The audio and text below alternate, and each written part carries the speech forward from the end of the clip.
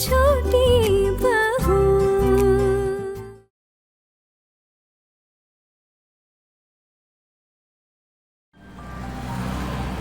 मुझे सच में नहीं लगता कि दोबारा मुझे आपके घर में थोड़ी सी भी जगह दी जाएगी।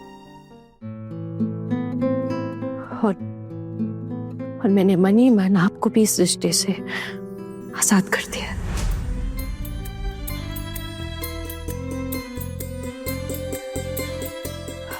खैर, आप ये सब बातें छोड़िए, अब आप जाइए, आपको देर हो रही होगी।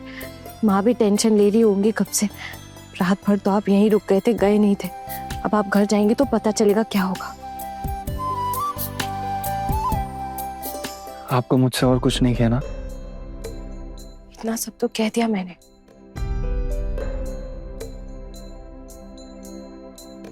आपने तो मुझे खड़ी खोटी सुना दिया है ना, लेकिन अक्सर प्यार की बातें करना भूल जाती हैं। जब तक आप मुझसे प्यार की बातें नहीं करोगे तो मेरे दिन कैसे कटेंगे?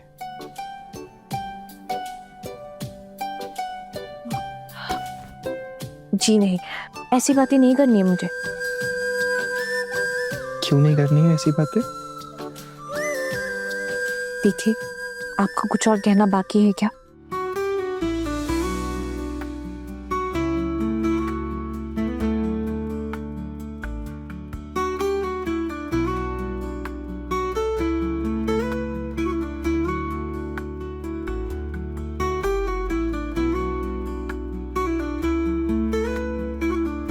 कहना तो मैं बहुत कुछ चाहता हूं, लेकिन फिलहाल आई लव यू से ही काम चलाना पड़ेगा। हना, मैं आपसे बहुत प्यार करता हूं। I love you. जब मैंने आपको पहली बार देखा था ना, तभी से आपका दीवाना हो गया था मैं। और जब आपको पहली बार देखा था ना, तो मैं समझ गया था कि भगवान ने हमारे बीच एक कनेक्शन बनाया है जिससे हम फ्यूचर में साथ होंगे।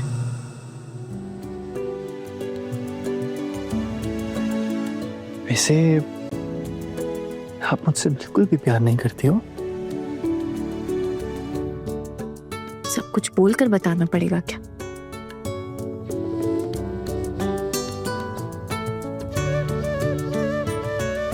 समझ गया। आहाना, मुझे अब जिंदगी में कुछ भी नहीं चाहिए। आप मेरी मंजिल थी और मैं अपनी मंजिल तक पहुंच चुका हूं। आप अपना ख्याल रखना।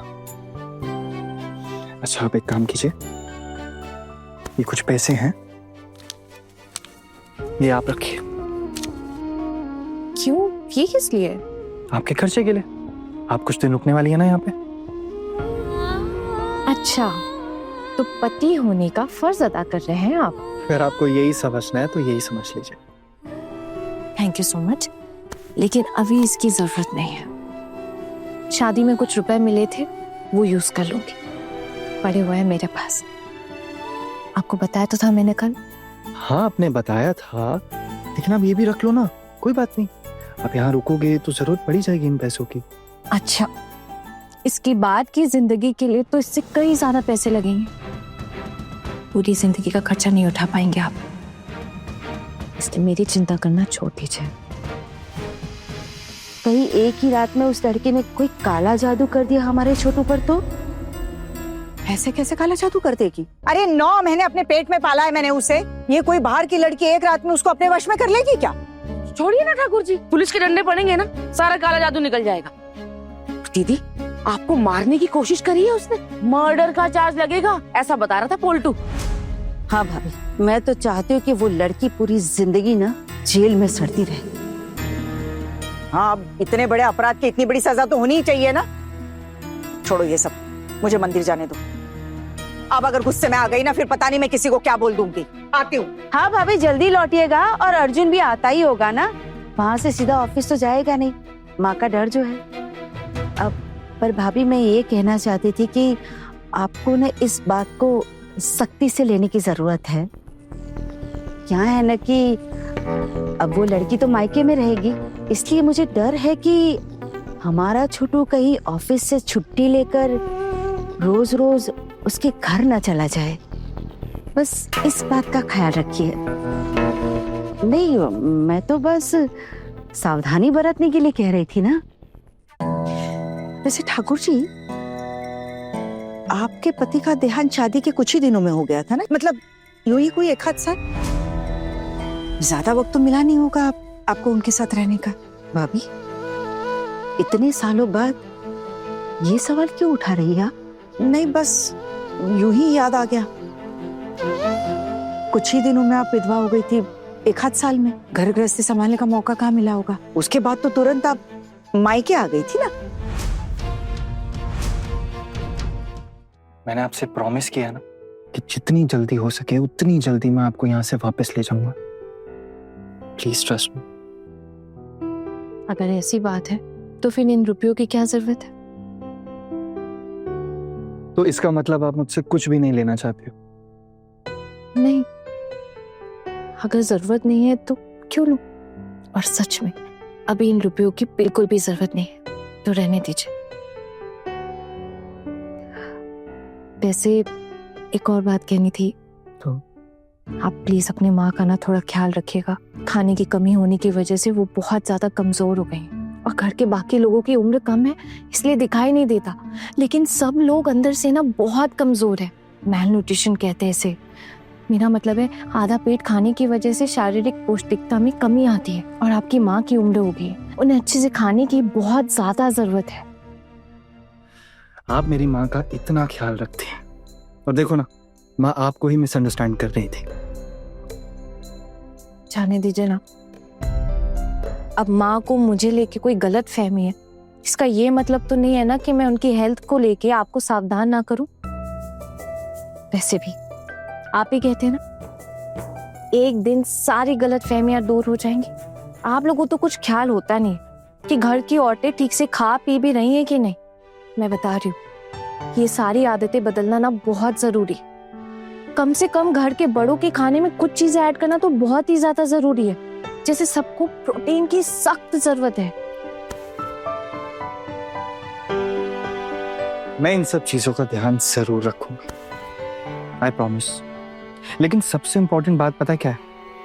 ये जो भी बातें अभी आपने कही ना, इसकी वजह से मेरे दिल में आपके लिए जगह और भी बढ़ गई और आपने प्रूफ कर दिया कि मैंने अपनी लाइफ पार्टनर एकदम सही चुनी। पता है ना, मेरे घर का जो ये दम घुटने वाला सिस्टम है ना, मुझे पूरा भरोसा है कि आप उसे बदल दोगे।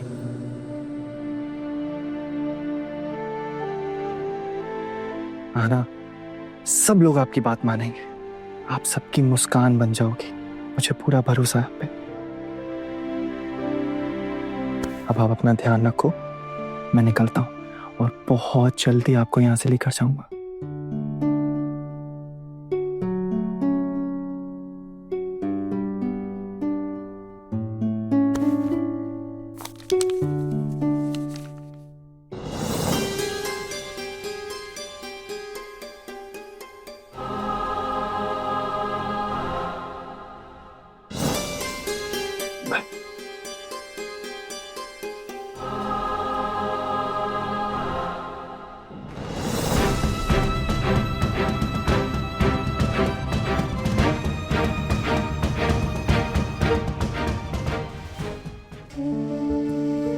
मेरे दिल का दुख तो सिर्फ मैं ही जानती हूँ। सब कुछ तो लगभग आपके सामने ही हुआ था। उनके गुजरने से पहले ही मैं पेट से हो गई थी। जब मेरा बेटा पैदा हुआ था तब तक तो वो गुजर चुके थे। मेरे बेटे को तो अपने बाबा का चेहरा देखना भी नसीब नहीं हुआ। फिर बड़े भैया मुझे यहाँ वापस लेकर आ गए। मेरे बेटे की अच्छे से परवरिश की आप सबने, मेरा भी बहुत अच्छे से ख्याल रखा। मैं अच्छे से समझती हूँ कि आपने अचानक ये बात क्यों उठाई। घुमा फिरा के बात करने की आदत है आपको। बड़ी भाभी, मैं भी समझ गई कि आप क्या कहना चाहती है, कि मैं किसी का भला नहीं देख पाती हूँ। ठीक ही तो है, वो जो छीन लिया गया मुझसे, वो मैं दूसरे को क्यों मिलने दूँ? और वो लड़की तो इस घर पर अपना हक जताने लगी थी, उसे कैसे इतनी आसानी से छोड़ देती मैं? नहीं तो 2 दिन बाद मुझे ही घर से बाहर निकाल देती। इसीलिए सबसे पहले मैंने उसी का काम तमाम कर दिया। ठाकुर जी, ठाकुर जी, क्या बात है, कहाँ खो गई? नहीं भाभी, बस आपकी बातों से उनकी याद आ गई। इतने साल हो गए हैं ना, फिर भी उनका चेहरा साफ साफ नजर आता है मुझे। छोड़िए ना ये सारी बातें, आप मंदिर जाइए। आती हूँ। हाँ ठाकुर जी, छोटी ख्याल रखना। हाँ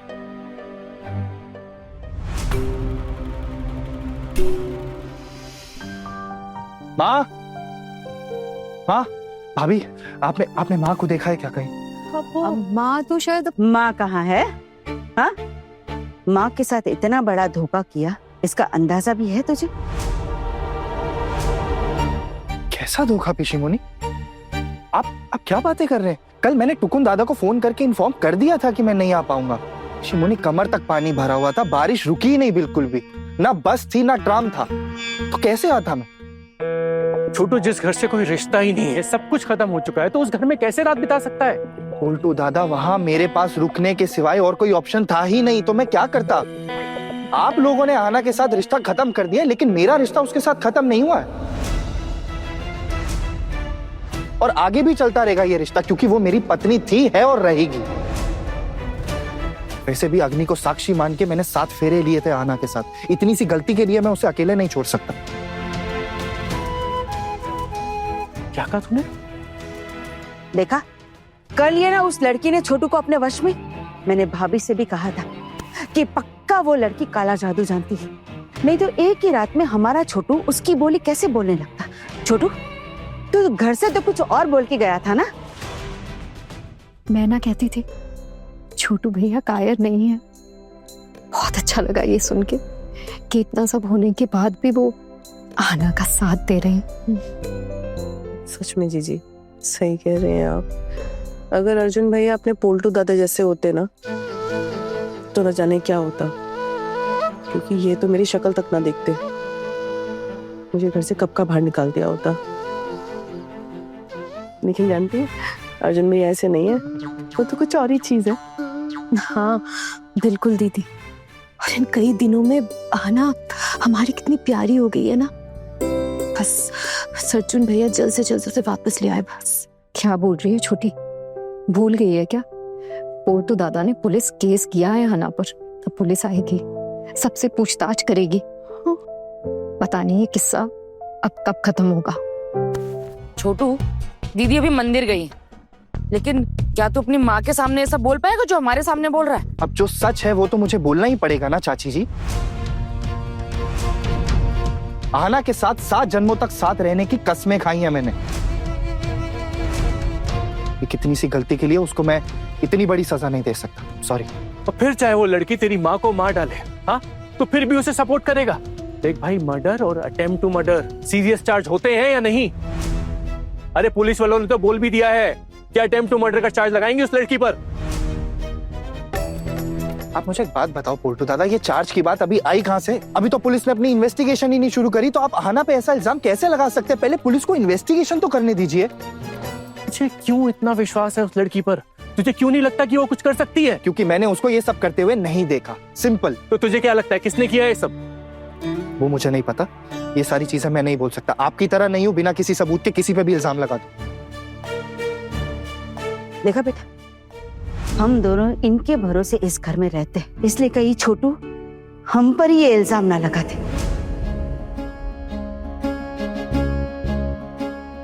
आप कैसी बातें कर रही हैं पिशीमोनी? हमने आप लोगों को कभी पराया नहीं माना है, हम सब एक परिवार है। मैं यही मानता है और आगे भी यही मानूंगा।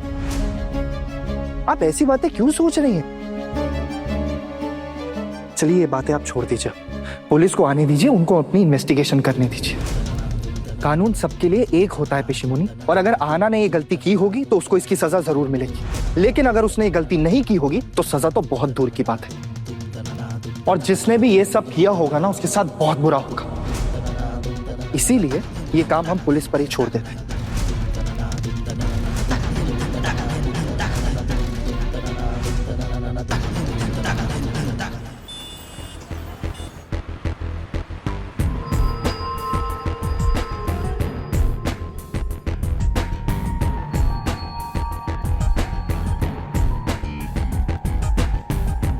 बड़े बाबू से मिलना है। अरे माँ जी, इतनी सुबह सुबह यहाँ क्या करने आई हैं आप? पुलिस स्टेशन 24 घंटे खुला रहता है तो है? बैंक है क्या? जब बोलो बड़े बाबू से मिलना है। आप बैठिए, मैं पूछ के आता हूँ।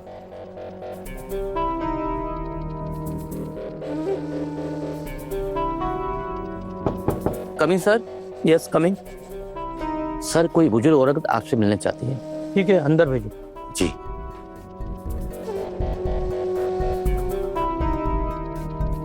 सर ने आपको अंदर बुलाया है, आइए।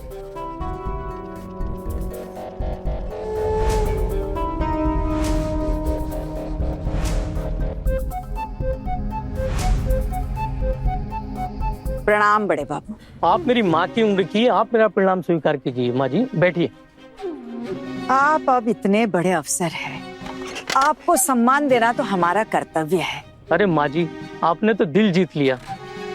बताइए क्या सेवा कर सकता हूँ मैं आपकी? वैसे तो आप बहुत कुछ कर सकते हैं बड़े बाबू। मैं सेन बाड़ी की बड़ी बहू हूँ, दुर्गा सेन। जी नमस्ते। कल मेरे घर का एक लड़का आपसे मिलने आया होगा, आकाश सेन, मेरी ननद का बेटा है। हाँ, मिस्टर आकाश सेन कल आए थे यहाँ। आपको यही बता कर गया होगा कि मेरी छोटी बहू मुझे मारना चाहती है। हाँ, हमने आज से ही पूछताछ शुरू कर दी है। हम आपके घर भी जाएंगे। और माँ जी आप बिल्कुल टेंशन मत लीजिए, आपको न्याय दिलाना मेरी जिम्मेदारी है। न्याय तो मिलना ही चाहिए, लेकिन न्याय देने के लिए किसी के साथ अन्याय ना हो, बस इस बात का ख्याल रखना। मैं आपकी बातों का मतलब नहीं समझा। मैं समझाती हूँ। आपसे मिलने के लिए मैं यहाँ पर अपने घर वालों से छुपते छुपाते आई हूँ। अब क्या है, घर परिवार संभालने के लिए सबका ख्याल रखना पड़ता है। अब ये बात मैं सबके सामने आपसे कह नहीं पाती। मैं मानती हूँ कि ये मेरी छोटी बहू की गलती ही थी कि उसने गलती से मुझे नींद की गोलियां दे दी, लेकिन मुझे अपनी छोटी बहू पर पूरा भरोसा है। वो मुझे मारना नहीं चाहती है। अब किसी ना किसी ने तो मेरे कमरे में ये गोलियां रखी है। अब बस मुझे इस बात का पता करना है कि वो कौन है, और इसीलिए मैं बिना बताए आपसे मिलने यहाँ तक आई हूँ। हाँ, मैंने सुना आप लोगों ने उसे उसके मायके भेज दिया पूछताछ करनी। आकाश जी ने बताया मुझे। हाँ, तो बताया ना आपको। अब देखिए, मेरे सारे घर वाले उस पर इल्जाम लगा रहे थे, इसीलिए भेज दिया मायके। अब गृहस्थी संभालने के लिए तो करना ही पड़ता है ये सब। अब देखिए ना, जैसे आप ये ऑफिस संभालते हैं, बस बिल्कुल वैसे ही मेरी छोटी बहू तो ये मेरे साथ कर नहीं सकती। अब इतने दिनों से वही तो ख्याल रख रही थी मेरा। मुझे तो लगता है कि किसी ने अपनी भड़ास निकालने के लिए उसके साथ ये सब किया है। आपको बस इस बात का पता लगाना है कि वो कौन है। ये तो बड़ी दुविधा वाली बात हो गई माँ जी। कल आपके घर का एक व्यक्ति आकर आपकी छोटी बहू पर इल्जाम लगाता है, और आज आप आकर कह रही हैं कि दोषी कोई और है। देखिए बड़े बाबू, कोई कुछ भी बोले, आपको तो सिर्फ सच का पता लगाना है कि नहीं? लेकिन हाँ बड़े बाबू, सजा गुनहगार को ही दिलाएगा, किसी निर्दोष को नहीं। अच्छा, अब चलती हूँ, अगर किसी ने देख लिया तो दिक्कत हो जाएगी। और हाँ, आप भी किसी को मत बताना कि मैं यहाँ तक आई थी। अरे नहीं नहीं, मैं किससे कहूँगा। पूछताछ के लिए क्या उसे यही लाना होगा? आकाश जी ने उसी के नाम की ही कंप्लेंट की है। अब पूछताछ के लिए आपकी छोटी बहू को यहाँ लाना ही पड़ेगा। देर किस बात की है? ले आइए उसे उठाकर। पूछताछ के लिए ना। हाँ, एक वजह और भी है। वजह जान सकता हूँ? अब आपसे क्या ही छुपाऊं। बात यह है ना बड़े बाबू कि जब से वो लड़की मेरे घर से गई है, मुझे ऐसा लगता है जैसे मेरे घर से मेरी लक्ष्मी चली गई है। अब उसके बिना ना मन ही नहीं लगता मेरा। आप उसे ना मेरे घर में रखकर ही पूछताछ कीजिए। मुझे ये बात बिल्कुल पसंद नहीं कि मेरी बहू मायके में पड़ी रहे। क्या हुआ? आपको मेरी बातें कुछ अजीब सी लग रही है क्या? नहीं, बस ऐसे ही सोच रहा। आप सोचते रहिए, लेकिन सोच का सही इस्तेमाल करके सही गुनहगार का पता लगाइए। चलती, बहुत देर हो गई है, घर वालों को भी मिलना है।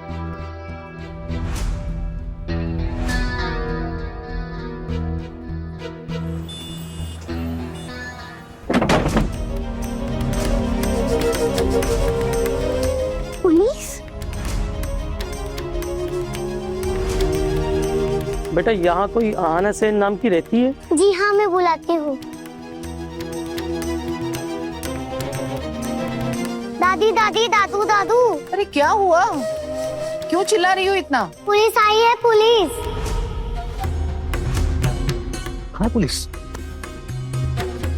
बेटा, पुलिस आई है मतलब?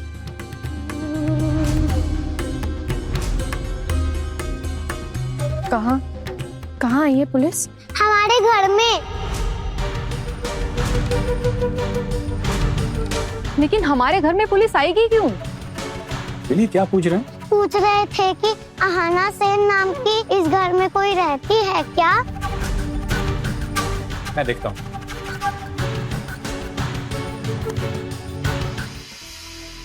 सर आप लोग? मुझे आहाना सेन से मिलना है। अच्छा आइए। आना बेटा, पुलिस तुझे क्यों ढूंढ रही है? ये ना पक्का उस गुंडा मधुर हलदार की कोई करतूत हो। अरे इसकी शादी करवा कर भी चैन नहीं हमें। पुलिस का चक्कर अपनी ससुराल में रहकर भी तो संभाल सकती थी ना। अब इन सबके चक्कर में हमें भी पिसना पड़ेगा। क्यों ठहर गई तू यहाँ? एक बात साफ साफ बता देती हूँ, अगर पुलिस का कोई चक्कर होगा ना तो हम नहीं बचा सकेंगे। हाँ,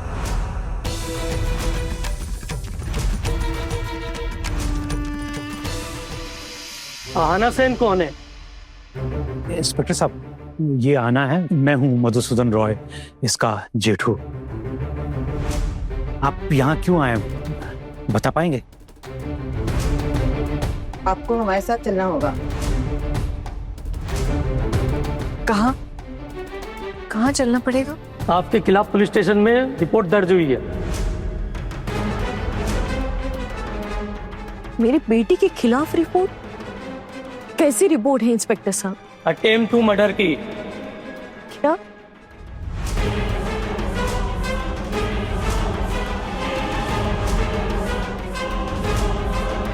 क्या बोल रहे हो इंस्पेक्टर साहब? किसका मर्डर करने की कोशिश की है इसने? अपनी सास दुर्गा देवी का खून करने की कोशिश की है इन्होंने।